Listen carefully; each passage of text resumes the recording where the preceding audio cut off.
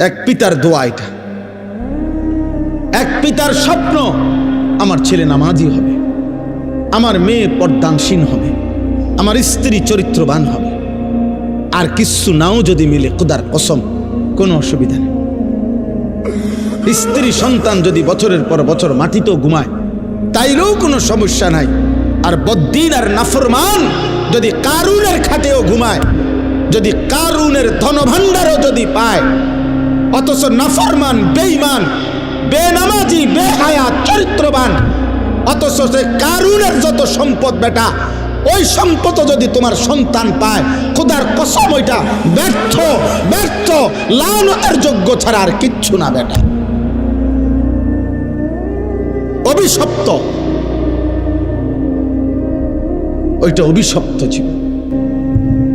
আপনি সন্তান কিছুই পায় নাই, কারুনের সব রাখেন বাইর করে লই, আপনাদেরকে দেখাই। মানে কোরআনুল কারীমের মধ্যে এই কারুনের ঘটনা আছে। তো ওই ঘটনার মধ্যে এই যে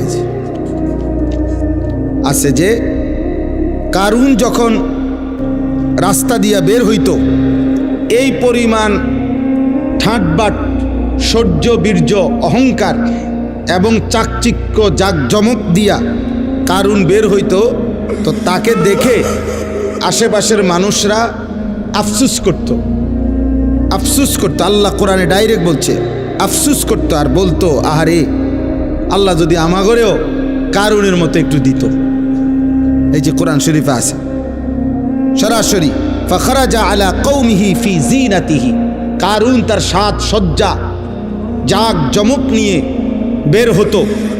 তো ক্বালাল্লাযীনা ইউরিদুনাল হায়াতাদ দুনিয়া, যাদের হৃদয় শুধু দুনিয়ার লোভ ছিল, তারা বলতো, ইয়া লাইতা লানা মিসলা মা উতিয়া কারুন, আহা আল্লাহ যদি আমগরেও কারুনের মতো একটু দিত, তাহলে আমরাও একটু সুখে থাকতাম।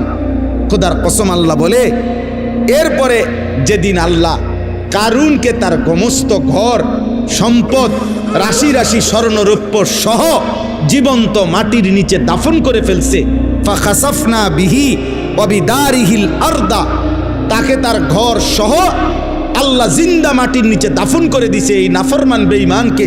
তখন কি হইল? ওয়া আসবাহাল্লাযীনা তামান্নাউ মাকানাহু বিল আমস ইয়াকুলুনা ওয়াইকা আন্নাল্লাহা ইয়াবসুতুর রিজকা লিমান ইয়াশাউ মিন ইবাদিহি ওয়া ইয়াকদির লাউলা আমান্নাল্লাহু আলাইনা লাখাসাফা বিনা। পরের দিন